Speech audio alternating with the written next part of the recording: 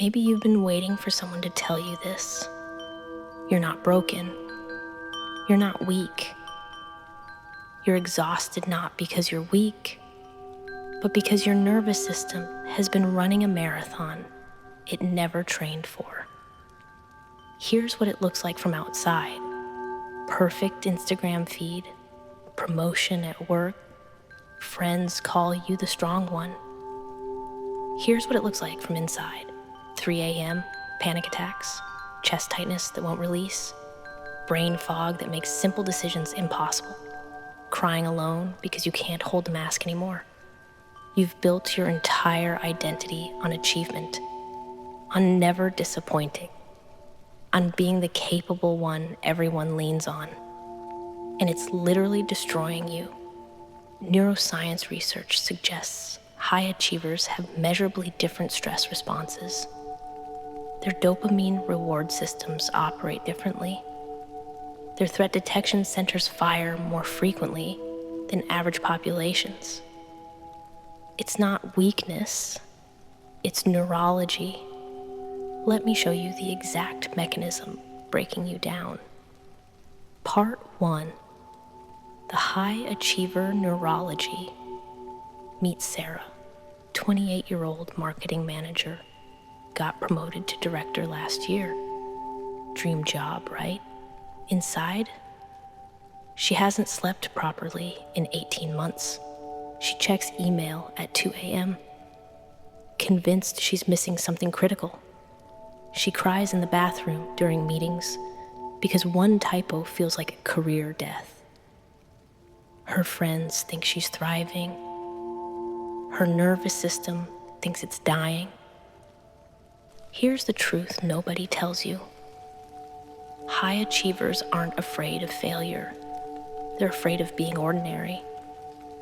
When you accomplish something, land a client, get praise, hit a goal, your brain floods with dopamine. Normal, motivating. But high performers' dopamine systems operate differently. They need escalating achievement levels just to feel baseline satisfaction. Research models propose this creates reward-seeking patterns similar to behavioral addiction. Your brain rewires to chase the next achievement relentlessly. Meanwhile, your amygdala, threat detection system, stays hyperactive. A minor mistake feels like failure. Casual criticism feels like rejection. A day without achievement feels like worthlessness. Result? Chronic stress state. Cortisol constantly elevated. Vagus nerve stuck in fight or flight. Your nervous system never reaches the safe state where actual rest happens. The cruel irony? The traits making you successful, perfectionism, sensitivity, relentless drive, are the same traits torturing you internally. And here's what almost nobody talks about. Part 2, the breakdown pattern it always follows. Same 4 phases. Phase 1, months 1 to 6, pushing harder. You just need better systems, more discipline. You add another project, sleep 6 hours instead of 7, performance skyrockets. You feel invincible. Phase 2, months 6 to 12, small cracks. First time you cry at work, first missed deadline, first time something normally easy feels impossible. You blame circumstances. I just need better time management. Phase 3, months 12 to 24, invisible breakdown, externally fine, still achieving. Internally, running on fumes, decision fatigue, 3-hour social media, scrolls you don't remember, insomnia. Jaw clenching so tight your dentist asks what's wrong. Phase 4, 24 plus months, sudden collapse. You can't do it anymore. What felt effortless feels impossible. Profound shame because nobody else struggles like this. Meet James, 35-year-old entrepreneur. Built his company from nothing. Revenue doubled every year for 5 years. Then one morning, complete shutdown. His doctor said, "You're not sick.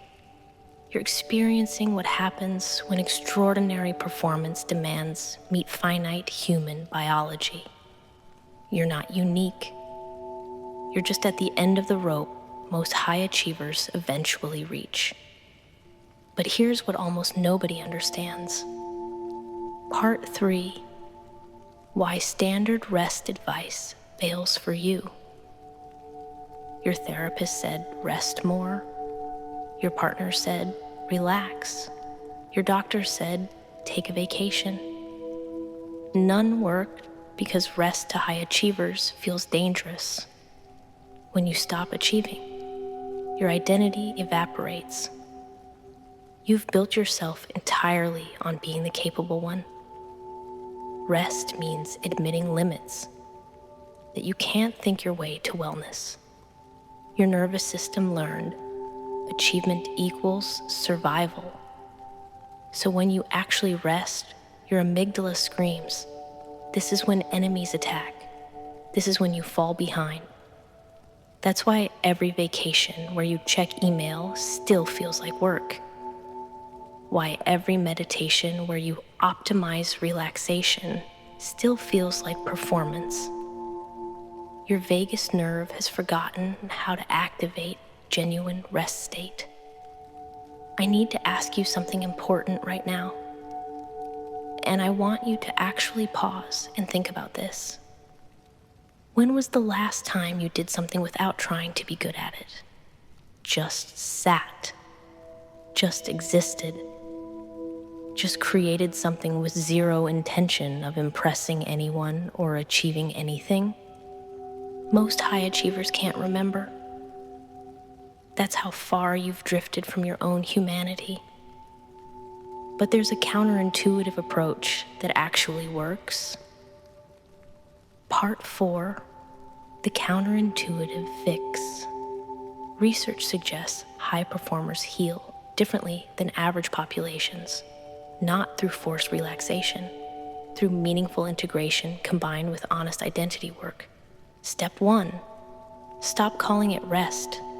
Call it integration. You're not taking a break from productivity.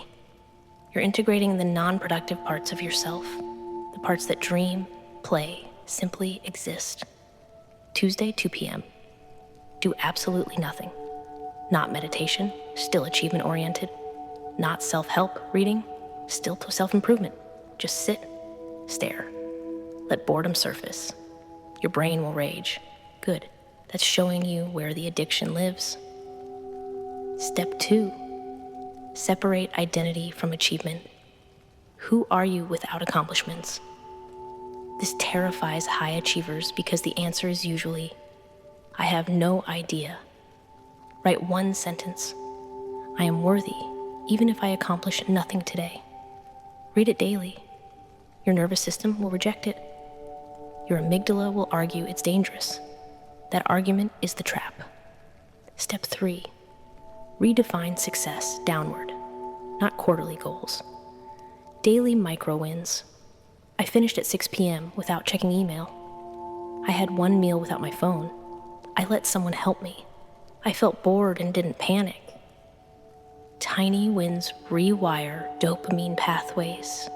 Your brain starts registering safety, outside achievement. Part 5, the 30-day protocol. Week 1, acknowledge the trap. Journal. What identity have I built on achievement? What terrifies me about being unproductive? Be brutally honest. Week 2, nervous system reset. 1 4-minute body scan daily. This activates parasympathetic state. Cortisol begins responding measurably. Week 3, identity integration. 10 minutes daily doing something with zero productivity purpose. Cooking without recipe. Walking without destination. Drawing without skill. Be bad at something. Week 4, redefine success. Journal 3 micro wins daily.